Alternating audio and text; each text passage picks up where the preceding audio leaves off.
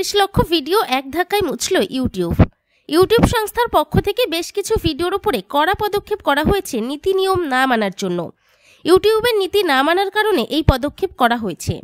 সংস্থার পক্ষ থেকে জানানো হয়েছে, গত বছর অক্টোবর মাস থেকে ডিসেম্বরের মধ্যে ইউটিউব তাদের প্ল্যাটফর্ম থেকে 29 লক্ষ ভিডিও মুছে দিয়েছে, কারণ সেগুলি কমিউনিটি গাইডলাইন লঙ্ঘন করছিল।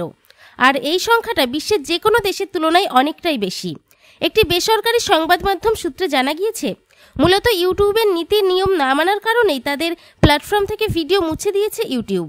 এই ধরনের ভিডিওর 81.7% মুছে দেওয়া হয়েছে, কারণ সেগুলি জালিয়াতি বিভ্রান্তিকর কাজের সঙ্গে জড়িত ছিল। এছাড়াও 6.6% ভিডিও রয়েছে যেগুলিতে হেনস্থা করা হয়।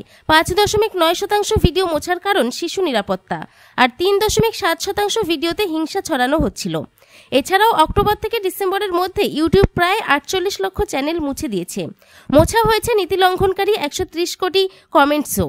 ইউটিউব জানিয়েছে 19 মার্চ 2025 থেকে এই প্ল্যাটফর্মের বর্তমান নিয়মবিধিগুলি এবার আরও কঠোর হতে চলেছে। বেশ কিছু নিয়ম বদলে যাবে, কিছু নতুন নিয়মবিধি মেনে চলতে হবে।